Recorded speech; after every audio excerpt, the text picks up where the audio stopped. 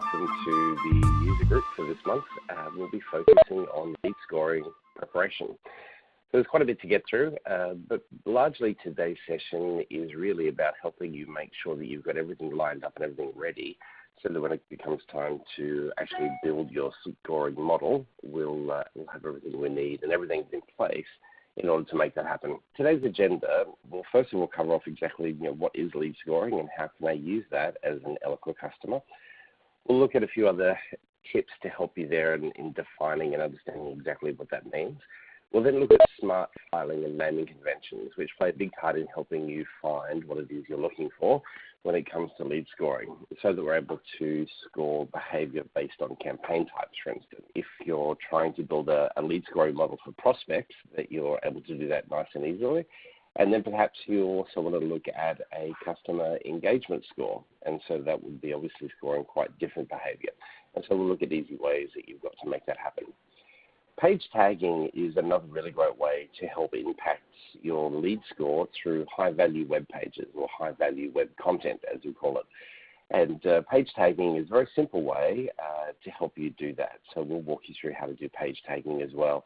Page tagging can have multiple uses as well, not just simply for lead scoring. It can also really be quite helpful from a segment build point of view when you're trying to find contacts or prospects who have been looking at specific pages or groups of pages more generally, which is why we do page tagging. And then, of course, we'll move to Q&A. Now we have Tim on the line in the office. He's able to manage the chat function. So please, if you do have any questions throughout the session, please use the chat feature to throw any questions through to Tim and myself. Okay, so what is lead scoring? Lead scoring is really a way of prioritizing your contacts based on two factors. One is their engagement and the other is their profile. We also refer to those as explicit and implicit information, and we'll show you those and give you some examples of what we mean by the two so that you've got a better idea as to what that means. But it's always good to look at some research. And here's some research from the Aberdeen Group in relation to lead scoring and prioritization. So they tell us that 192%, which is a huge number, companies that get lead scoring right have a 192% higher average lead qualification rate than those that do not. Now, the key there is getting lead scoring right. I would encourage you to set some expectations amongst the team that it can take a little bit of time to tweak and to modify your various lead scoring models. And sales plays a big part in this exercise as well. So if you feel that the marketing team should just rocket ahead with a lead scoring model, I'd really encourage you to rethink that thought process. It's a much more effective process when sales are involved in the build and the design of what will become your lead scoring model. So what is it? It can really become the way that you assign and rank sales prospects to the sales team, sales leads to the sales team. And it's based on their interests and their buying intentions. This could be considered somewhat airy-fairy in the way that we gauge these things, but by being able to look at customers in your database who have actually purchased, etc., you're able to go back and do a little bit of analysis. And I've done this a number of times. We run a lead scoring workshop for customers where we walk them through a full-day exercise in order to build their model. And often what happens is we'll look at some of their customers, usually going into the CRM to find closed-won opportunities.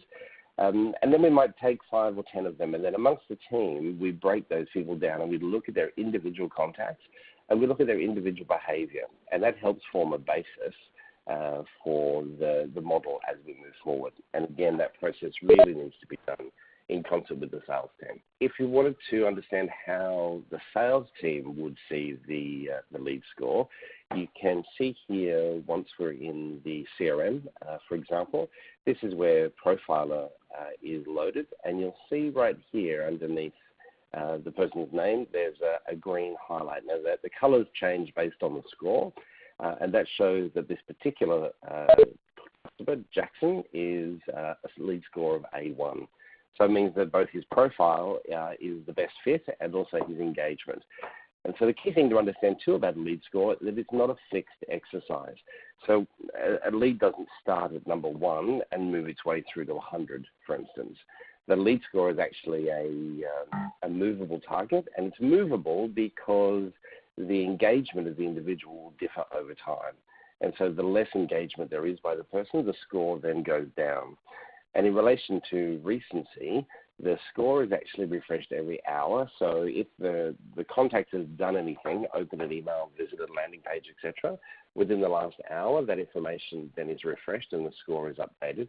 And then every 24 hours, your entire database is rescored as well. So when you look at a lead score, it's a very current piece of information. It's not something that was configured or calculated 3 weeks ago. It's extremely current. And that can be really helpful also from a segmentation point of view, because you can use your lead score to improve and modify your segmentation as well. But where to begin?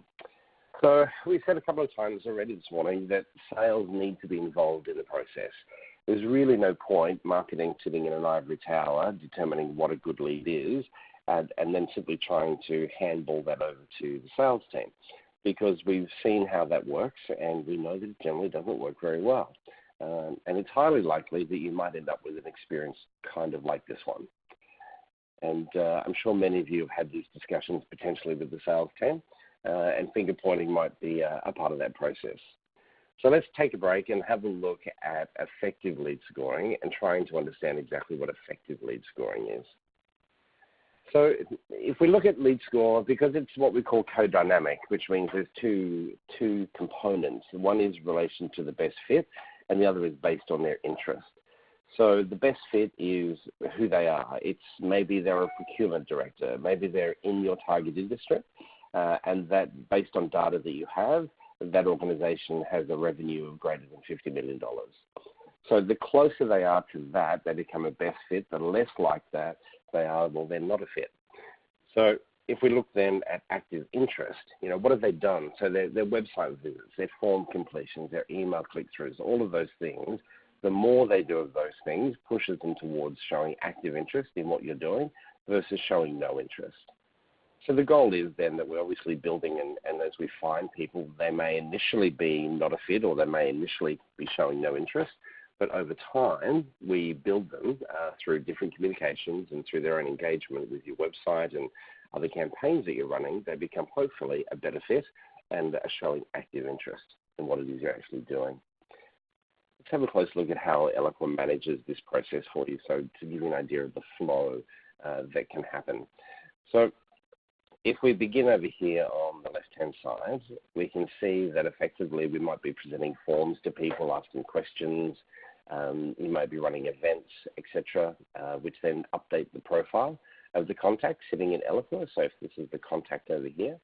So as that information improves, that in turn impacts the ability you have to send them more tailored campaigns. And so that would be email that you can see down the bottom here. And so that becomes a cyclical process. So it's the profile, it's plus their engagement, all of that information together equals the lead score. Now, there are a few ways that you can then use that lead score information. Once you reach a certain threshold, and that's what we're trying to show here with these stars, you may send that off to the CRM as a lead. Other things that you can do is, depending on their lead score, you may use the lead score to drop them into a nurturing campaign of some sort. So once they reach a certain threshold, maybe their profile is not quite the right fit, but they're showing good engagement. So maybe drop them into a nurturing campaign where you can offer them things whereby they need to fill in the form, and hopefully there we can use progressive profiling to ask some questions that we don't know about them just yet. And that might be maybe their job category. Maybe you don't know their industry, so you could ask their industry, for instance.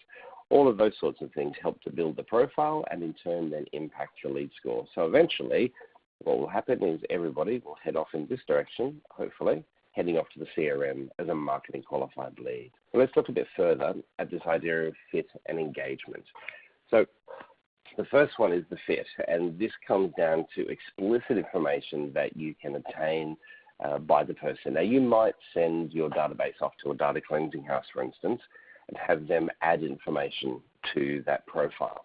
And so this will be a mix of account data and in some cases potentially individual person data. But more generally, it's probably around the account information. So it's company, it's their industry, their overall revenue, those sorts of things. And you may then bring that information back into the system, or over time, you may ask the particular candidate or the prospect those questions through form submissions. And again, using progressive profiling, so you're not asking the same questions over and over. The other side of the exercise then becomes engagement. And so this is the more implicit information that you would capture. And this is all about their digital body language. So the digital body language is their behavior across all of your digital assets. So keeping in mind, from Eloqua's point of view, it's able to track and monitor anybody's engagement across your website, also across, obviously, any of the Eloqua landing pages. And it can also measure traffic to other sites. So if you have a good example might be your various social properties. Now, for privacy reasons, obviously, Eloqua can't track what they're doing once they get to those social properties, but we can certainly track the fact that they've clicked on a link from one of your existing sites that we are tracking, that they've gone to those respective social sites. So if that's an important part of your lead score model, you can certainly include that information as you build out the model. So let's look at those in a bit more detail. So the concepts of explicit and implicit. So if we bring that into Eloqua, explicit would be, for instance, profile information. And so this is exactly that. It's profile data, it's geography, it's maybe the organization profile, it's all of those things about revenue. Essentially, if you're looking at the CRM, you'll have an account level piece of information and then all the contacts that sit under it. So largely what we're looking at is all of that account information that sits at the top of the screen. And then if we drill into the individual, it's then about that individual person. It could be keywords in job titles. It could be values from a drop-down list of identified job category, for instance. All of these things become profile information. And then from an implicit point of view, we would look at implicit as being engagement. And so as we said earlier, this is looking at website visits. It's looking at email opens. It's event attendance. And not just event attendance, but potentially also lack of event attendance. Or it could be somebody that chronically registers to attend, but then never actually attends. And so you've got that captured as well. Opinions expressed can be really helpful. So if you're building a preference center to capture information about people, information that you capture in the preference center could also be used and included as engagement, and probably a mix of engagement and profile information in your lead scoring model. How does that play out from Eloqua's point of view?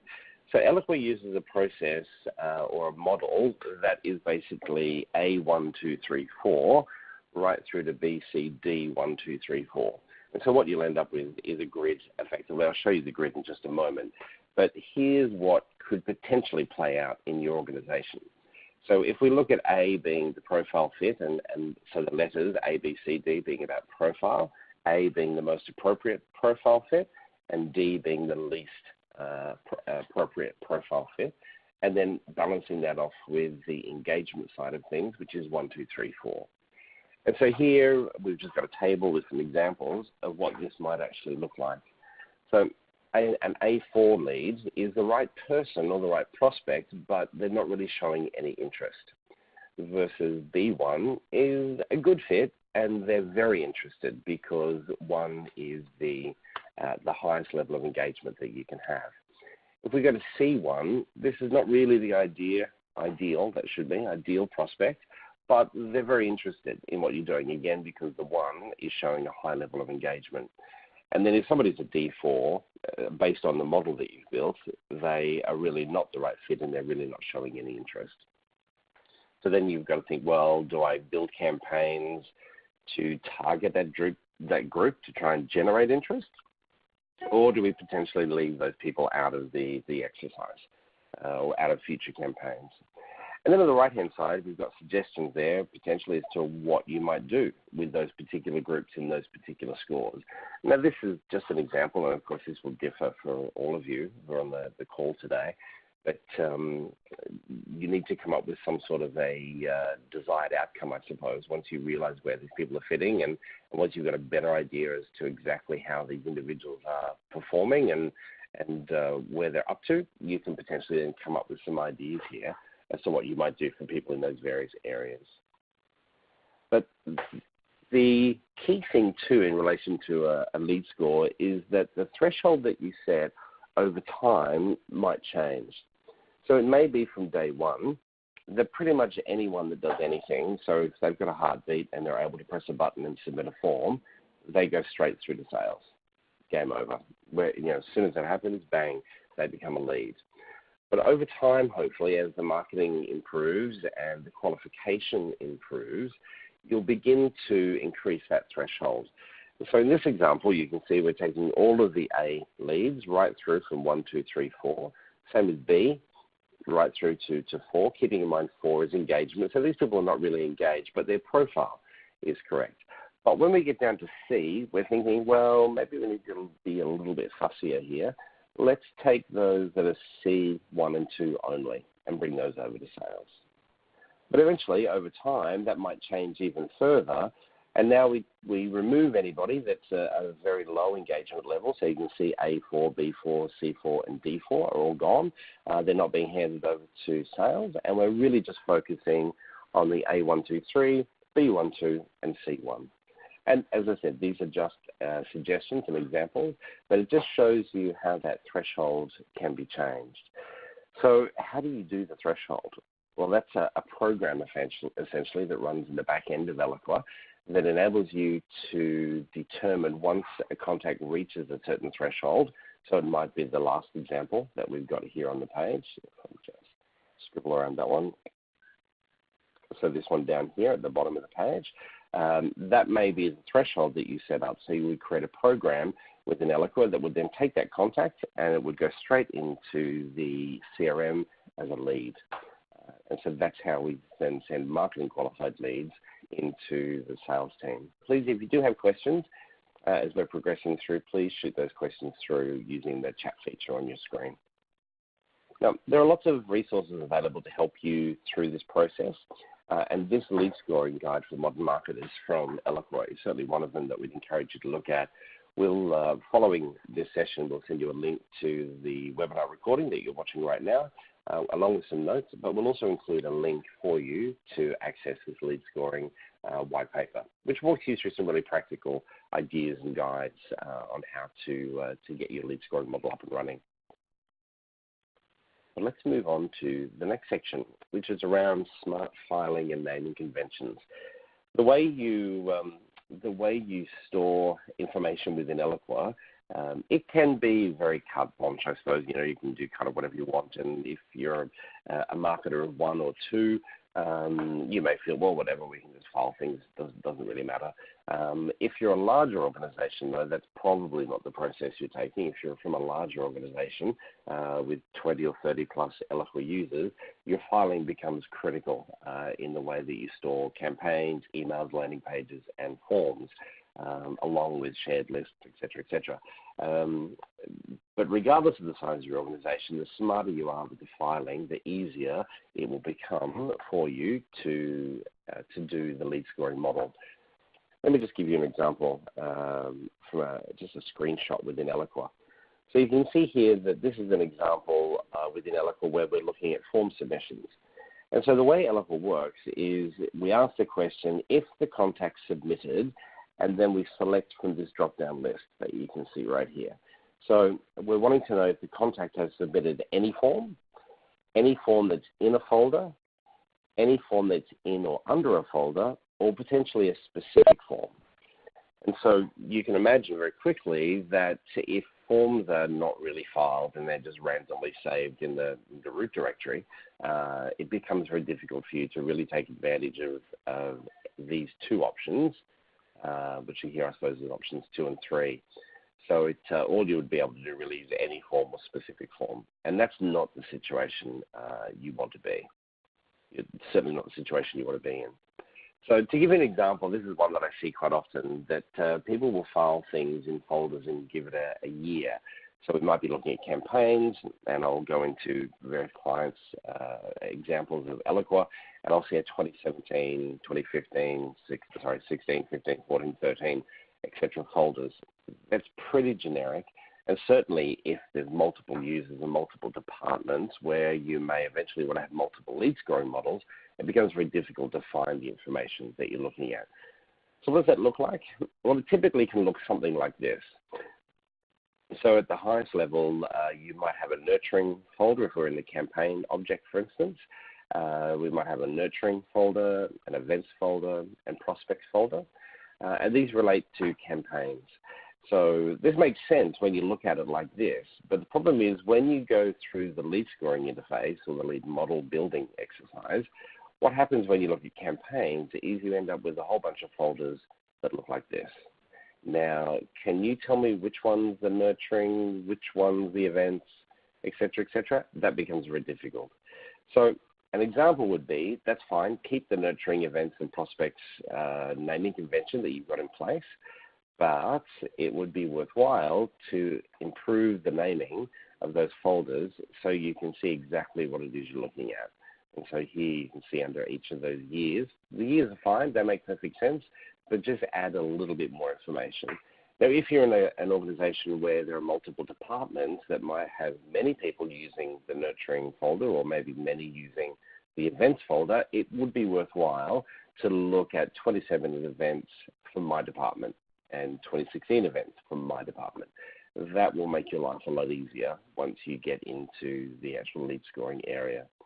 So just to reiterate, again, so this is what it looks like. Here we're looking at forms again. So again, you really want to be able to take advantage of these two areas here. There's any form in folder or any form in or under a folder.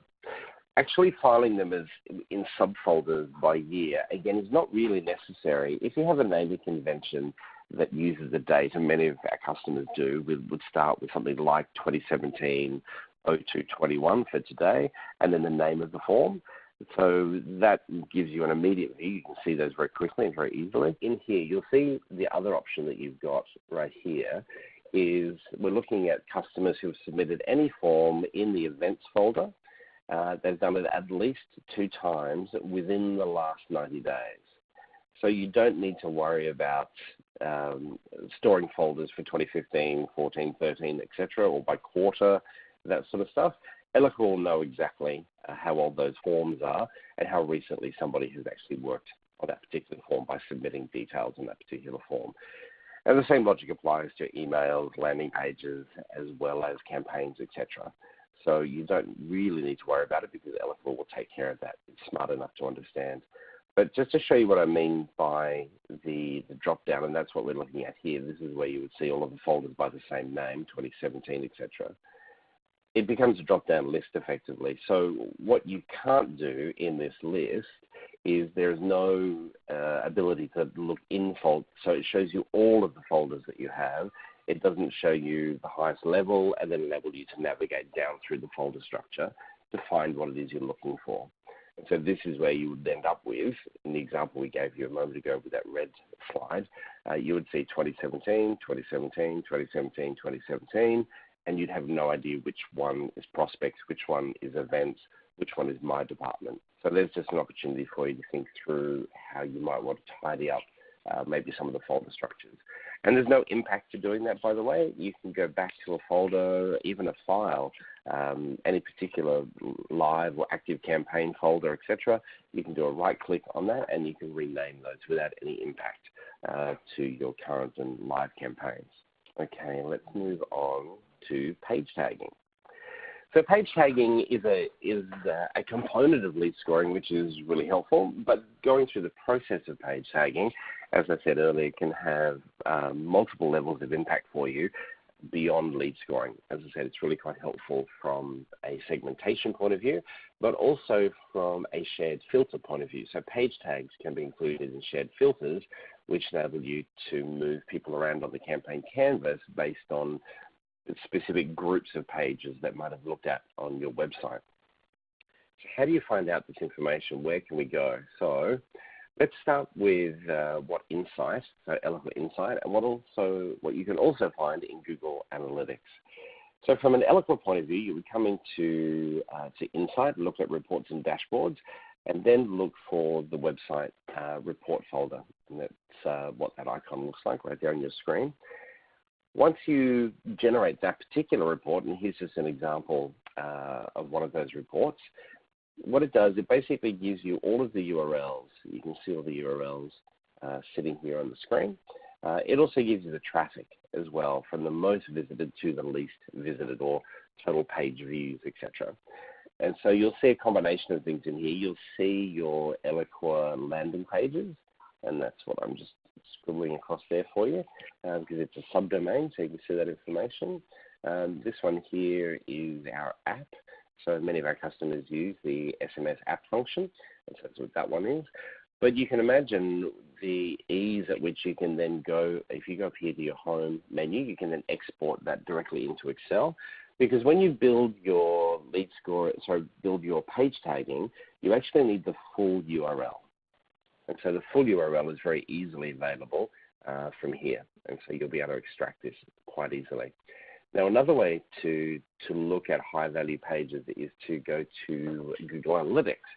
And you'll find the information here between Eloqua and Google should be pretty similar.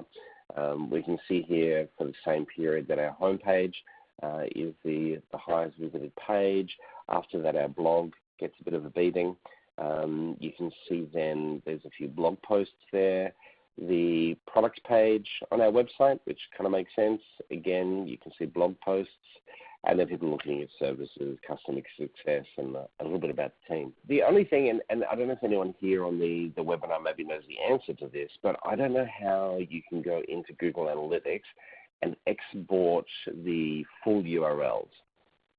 If you know how to do that, you might want to share that with us, and I'll pop it in the notes and let everybody else know.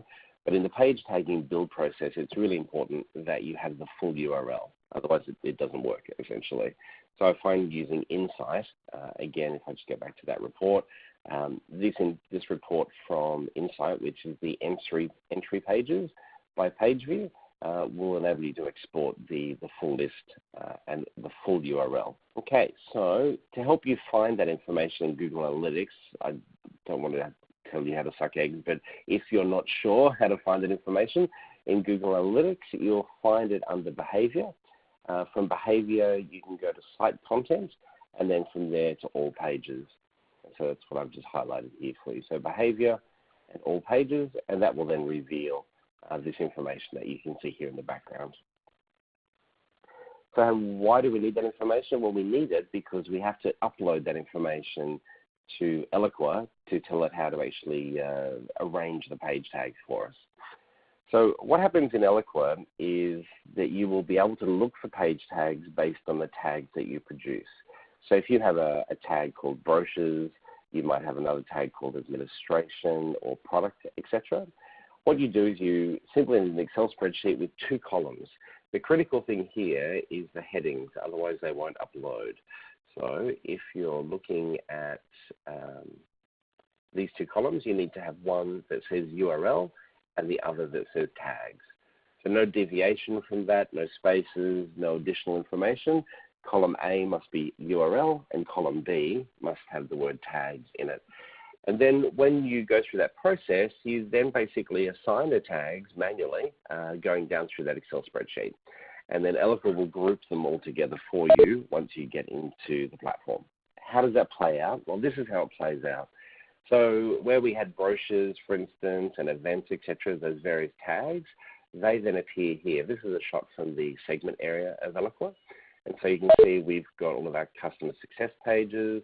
We have blog posts versus the actual blog page, so just the home page of the blog, I suppose. All of our Eloqua user group pages, for instance, etc. So all of those appear just like this. So again, just to reiterate, these areas here, the tags, product events, brochures, etc., admin, will appear here within Eloqua, so you can actually choose and select from those. And so just as you do it here within segmentation, you can also do it as a shared filter, because that same information is available to you when you start playing around with shared filters for the website.